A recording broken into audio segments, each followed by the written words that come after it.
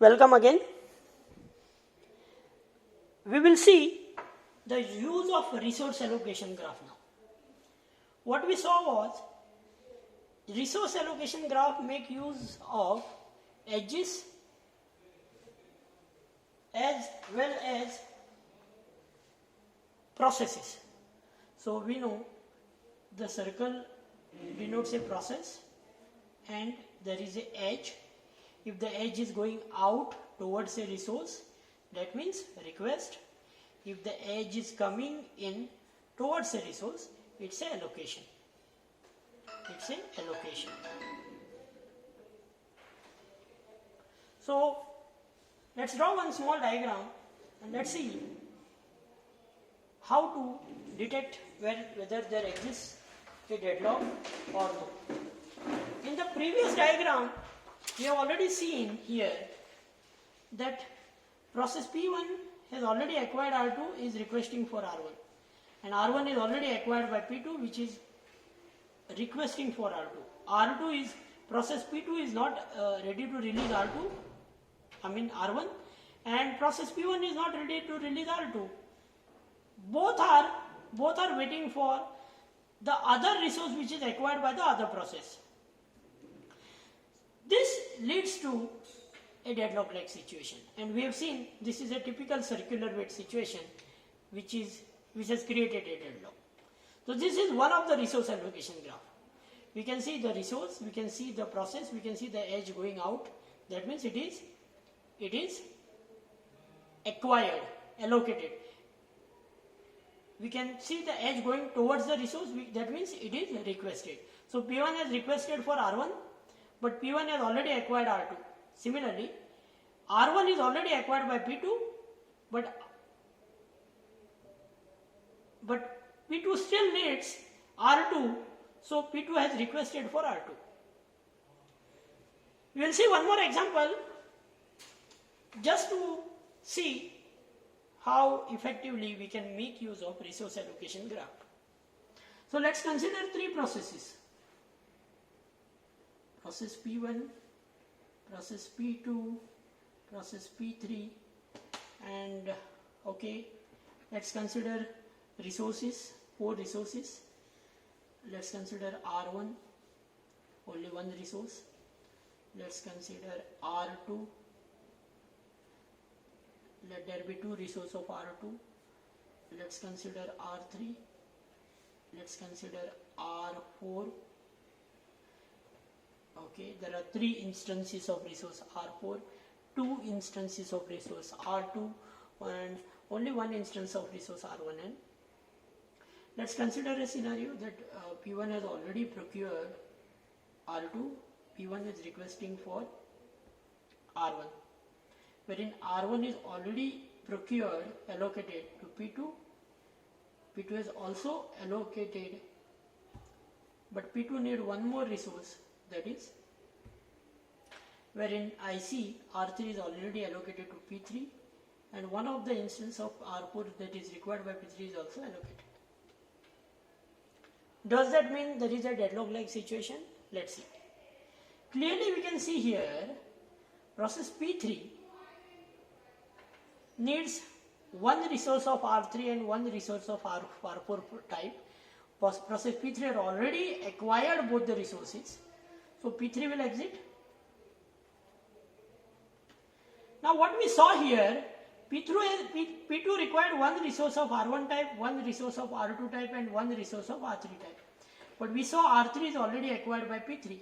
So after P3 exits, P3 is going to release R3.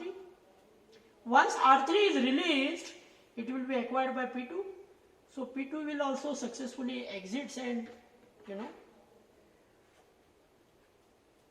once P2 exit, P3 is going to release R1, R3 as well as R2 as well as R3. All the 3 resources. One instance of R2, one instance of R1, one instance of R3. So now there is no problem. P1 was waiting for R1. Once it is released by P2, P1 can successfully execute and then exit, and it will also release remaining R1 which was procured at P2. So thus I can conclude that there is no deadlock. There is no deadlock. And this is how we can make use of a resource allocation graph, okay, in order to find out whether there is a deadlock like situation or not. But this is a graphical representation which cannot be used in computation. So in order to handle the deadlock, there are different strategies suggested, okay, which can be used, okay, in real world while doing computation. Let us move ahead and study all those strategies which are used to handle the deadlock effectively. So, strategies to handle deadlock.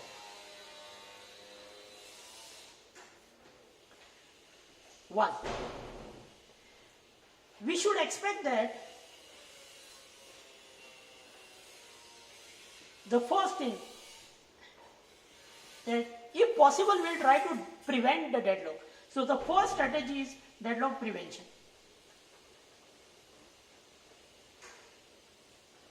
Let us try to prevent the deadlock the best way.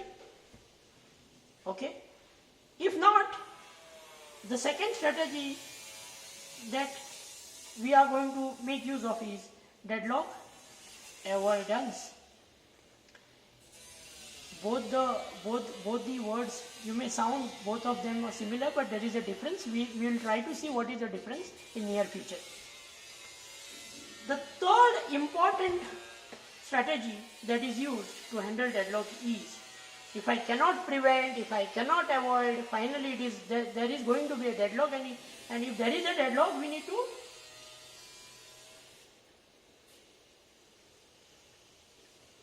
detect.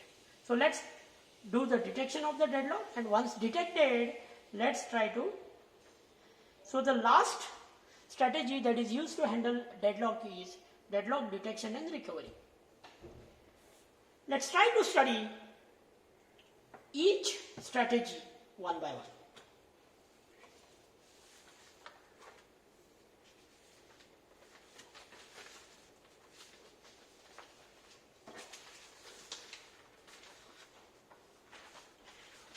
What is deadlock prevention?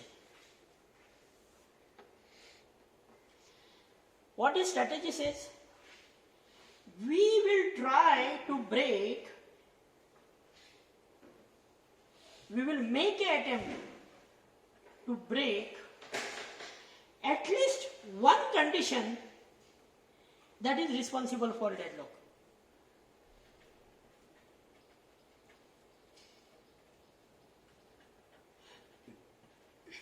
At least one condition that may be responsible for deadlock. What are those situations? We have said mutual exclusion, all those things, whatever we have seen. Right? So, any one of the condition we are breaking means we are assuring that we are preventing deadlock. Either it should not allow, means, see, it should take care of mutual exclusion, it should take care of hold and wait. Now we all know what is mutual exclusion, we all know what is hold and wait, we all know what is no preemption,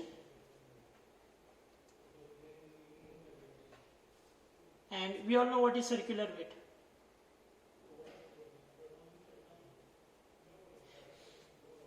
Okay? So we will break one of these conditions and we'll be assured that we are going to prevent the deadlock. We have seen this. Fine. The second part discusses about the avoidance.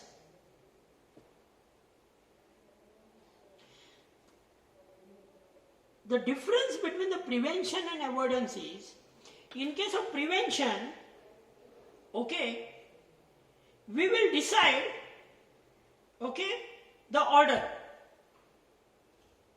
of granting a resource. But in case of avoidance, process can put the request at any time whenever they need. So here in prevention, system will go chronologically. But in case of avoidance, what we say, let process request resource at any time required. Let there be n number of processes, let those all n number of processes make a request for any of the instance of resource anytime they want. System is going to decide, system will decide whether the resource request made by process is to be granted or not. System will decide whether the request made for resource will be granted or no, and it will be deciding this based on some calculations done. Okay, system will do some calculation, will find out whether I should grant the request made by the resource or I should not.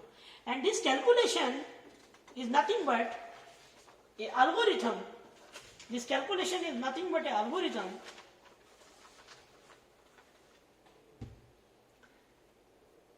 that will be executed by operating system. Okay. So what it does is, okay, process will make a request will go to system will execute an algorithm and will find out, okay, that if allotted, no problem, there won't be any deadlock. If yes, there won't be any deadlock, grant. The resource will be granted. The resource will be granted to the process. So if algorithm says, if allotted, there is a problem and there is a possibility of deadlock possibility, okay, so resource is not granted. So this is the strategy. This is the strategy that is used in order to avoid the deadlock. I'll repeat. Process will make a request. Request for what? Resource. But this request is analyzed by system. And the analysis is made using some algorithm. That algorithm comes to conclusion that if allotted, will there be any problem? That means, will there be any possibility of deadlock? If algorithm finds that there is a possibility of deadlock in near future if the resource is granted, okay, if there is no problem, the resource is granted. If there is a problem, resource is not granted. And this algorithm that is used by the system to decide whether to grant the requested resource or no is called as Banker's algorithm. Let's try and study this Banker's algorithm, okay, and let's see how deadlock avoidance strategy is useful in order to handle the deadlocks. So now,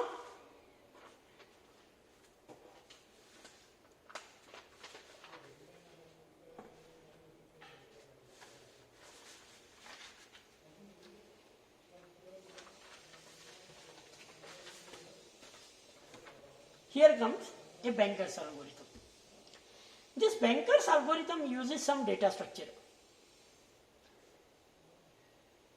And the variables which are used are, one is available. So available of I represents total number of resources of I type available.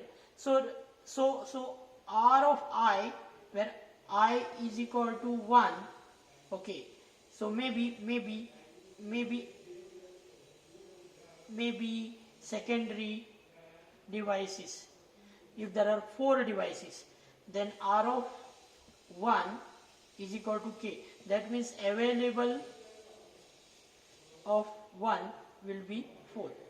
So 1 represents secondary devices. Okay. So there are four number of secondary devices available.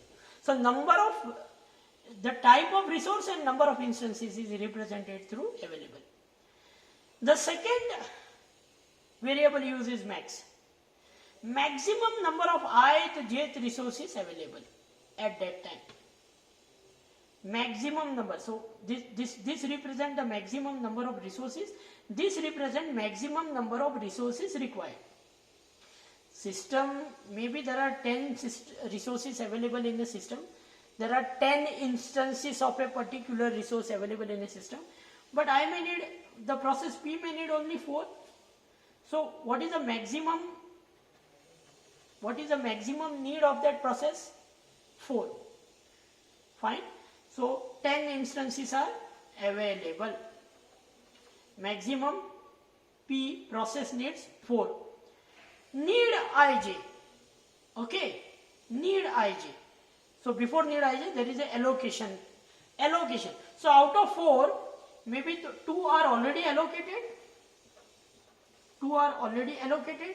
Maximum 4 resources, maximum 4 instances of resources are required. There are 10 instances of resources available. 4 are required. 2 are allocated. So 2 are allocated. So what is the last variable? Need. So how do I know what is need? Need is a difference between max minus allocation. So how much I need more now? 2. So particular X type of resource is there. There are 10 instances of that resource.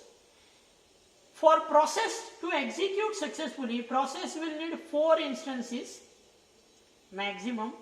At present 2 instances are already given to process. That means in future process will need 2 more instances. So these are the 4 variables used by the Banker's algorithm as a data structure in order to run the algorithm. Available, max, allocation and need. So need can be given by max minus allocation. Okay. So let's see how algorithm works. So here comes the algorithm. So now process I makes a request I, resource I. Process I makes a request for resource I. So if required number of instances of a resource is less than need,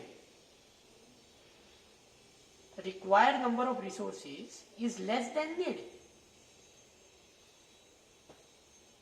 then go to step 2. See, if process needs only 2 resources, okay, so what we have calculated here, there are only 2 resources needed.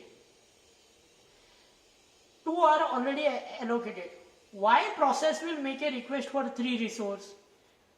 Request for 3 resource is invalid, right? Not required only. So in this case, the required must be less than need. Then I go to step 2. Again, see, I need 2 resources, okay, and the request made is lesser in size, okay, but still those many resources are not available only. What you will do? You will not be able to proceed. So it must be also lesser than available number of resources. So the requested resource must be lesser than need. Requested resource must be lesser than available. So now I go to step 3. So I can see available, so after, so 10 minus 4, there are 6, right? So out of 6, 2 are allocated, right? So I can see here there is no problem at all. My request is lesser than equal to need, yes. My request is lesser than equal to allocation, yes. Now in this situation there is no problem.